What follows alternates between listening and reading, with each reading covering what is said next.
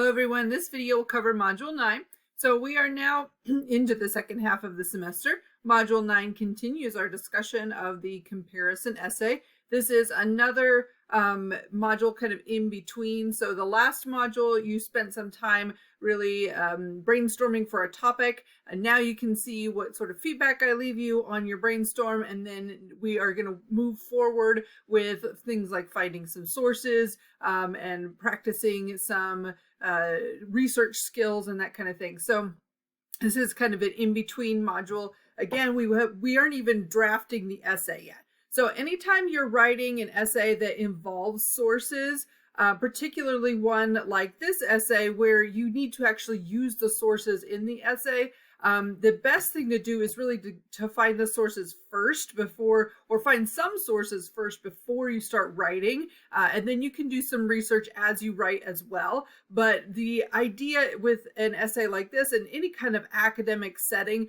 really you're kind of expected to have that baseline of some research first before you get into drafting an essay, because you don't want to do a bunch of writing and then go back and try and find sources to fit in there. That often doesn't work very well that way. So this unit is supposed to get you to start working on your research and getting some sources for your topic and that kind of thing. So I've got a little review page here with some pages from the textbook that you may want to look at, and then you've got 2 assignments related to sources. You can use the same sources for both of these assignments, okay? So make it easy on yourself. Use sources about your topics, use sources that you probably use in your essay. You don't have to use them though. So this is just kind of your chance to go and look and see what's out there. And so the first thing you're going to do is this documentation assignment. So you're going to find 2 sources on the internet about your potential topic for your comparison essay. If that doesn't work, if you haven't picked a topic yet, or if you are uncertain about your topic, you can just choose any topic really. But you're doing extra work at that point. The document itself, what you're going to type up is an MLA style works cited entry for each source. 1 sentence from the source that can be used as a quotation. It does not already have to be a quotation. It's just a sentence that you could use as a quote in your essay, and then format it that correctly. And then 1 sentence from each source that is a paraphrase. So a paraphrase is what you write in your own words. So you'll do that. If you want to paraphrase the quote that you chose, that's fine. But most students will pick like a different sentence or section to use as a paraphrase. So this is my example here. I've got 2 sources. One of them is does not have an author, and so I have to start with the article title. It's an Encyclopedia Britannica article, and the other one does have an author. So when I type out my 2 sets of sentences, my first set of sentences is a quote from each one, and my second set is a paraphrase from each one. Now, I really don't care how you format it. Like if you want to do the source and then the quote and then the paraphrase and then the second source, and that's fine. But this is kind of how my example looks and follows the directions.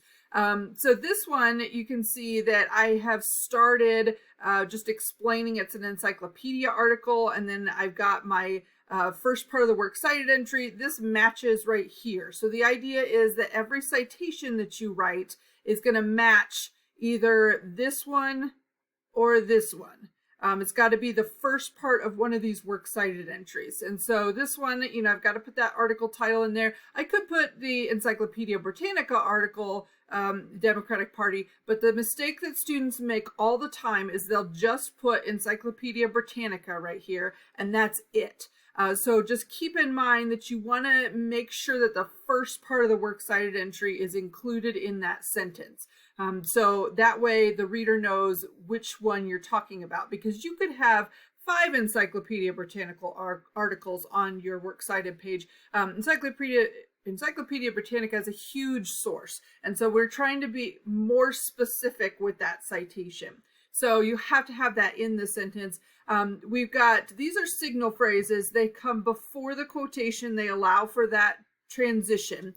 These are the in-text citations. They go at the end of the sentence in parentheses. They work really well if you're just doing a paraphrase. So then you drop that quick reference there at the end of the sentence, and we're done with the citation from there. So that's what I'm expecting. Don't make it too hard on yourself, but do pick sources that might actually help you. So where can you find sources? There are some places you can just Google if you want. This is video about using databases and Boolean operators to help you. I've got some links here to different places that you might look. If you're looking for information that's just kind of out there, and especially non-biased information, BBC and NPR are good places to go. Procon is more controversial topics. And then there's plenty of just Google places that you can find information as well. Some students find success Googling their topics together, and some of them have to Google them separately. So the Allen databases, when you click on that link, it brings you to this page. And the Allen databases are huge. There is a variety of sources in there, and they're all paid services that our library pays for. So if I want to, my topic is Democrats and Republicans. So if I want to just search for Democrats just to see what's in the library, I'm going to get like a huge variety of different things that I can access and some things that I can't. So the first thing I need to do is make sure that I limit to just what I can access. So I'm going to click on full text because that will be just the things that I can access online. Now, if you're in Iola or near Iola and you want to look in the physical library for books, that's totally fine. You can do that. So if I want to pick, like, a lot of times it'll be a research starter. A research starter typically comes from encyclopedia. I can read more there, or I might look at different articles, which will they'll give me some options there. But the main thing with a database is there's a huge advantage to using the database sources because they do the citation for you. And so we want to be thinking about there's related options. I'm trying to find the citation thing. It's in the PDF now. Oh, I have to sign in. So you'll just sign into the databases though, and that can be a little bit of a disadvantage depending on where you are. Your sign in should be just your Allen username and password. And so then you can access everything, the full text of everything. And they should have a citation page for each source, which is really nice because you can then copy and paste that into your essay. And oh, here it is. So you click on the cite button and then you can copy the citation. And typically you want to make sure that you're doing the right one. MLA is the one we're using. Do not use APA for this class, please. So then you can just copy and paste it. It makes it pretty easy to use in your sources or for assignments that use sources. So that's the databases. And then the other assignment that you're doing for this unit is we're just looking at academic sources in general. So in your textbook, there is a section on how to evaluate web sources. And there are 5 criteria: authority, accuracy, objectivity, currency, and comprehensiveness. And there's more information in the textbook about each one of those.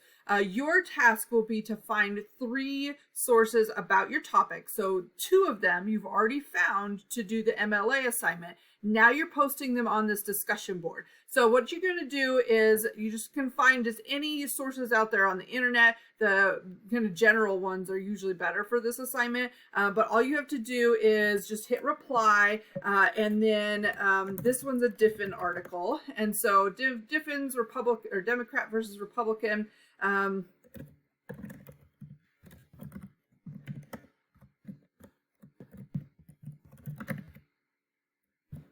And then you want to insert your URL so that people can access it, right? And then that's all you're going to post. So you're going to do 3 of those. And then there should be a ton of sources at this point then. So once you have looked in there at what other students have posted, then you can go in and do your response post. So your response post is to look at these 5 areas. And if it helps, you can copy and paste them into your reply and then just number them. And so that you make sure that you cover each one. write a sentence or two about each one. So if I'm looking at authority, I'm going to go to this website and I'm going to look, is there an author? There's no author. What do we know about Diffin as a website? I'm going to go see, about Diffin.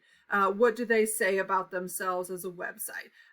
This is when it was launched. This is, what they tend to use wikis. So it's inspired by Wikipedia. That's not the greatest. So I might point out some of those issues. My point is not to, comment on the other student's choice necessarily. Like, it doesn't matter whether or not they, are using this source. But the point is for me to have practice evaluating sources. So I'm just going to point some things out and make some comments based on those 5 criteria. So if you have questions about that, let me know. Each source can only have 1 response though. That's why everybody's posting 3 sources and you only do 1 response. Or 2 responses to different sources. So it can only be to one that doesn't have a response. If there's none that are free, so they all have responses, let me know. I will post some more sources for you to look at. Someone can do this one actually. So feel free to do that. If you have questions, let me know. Otherwise, have a great week.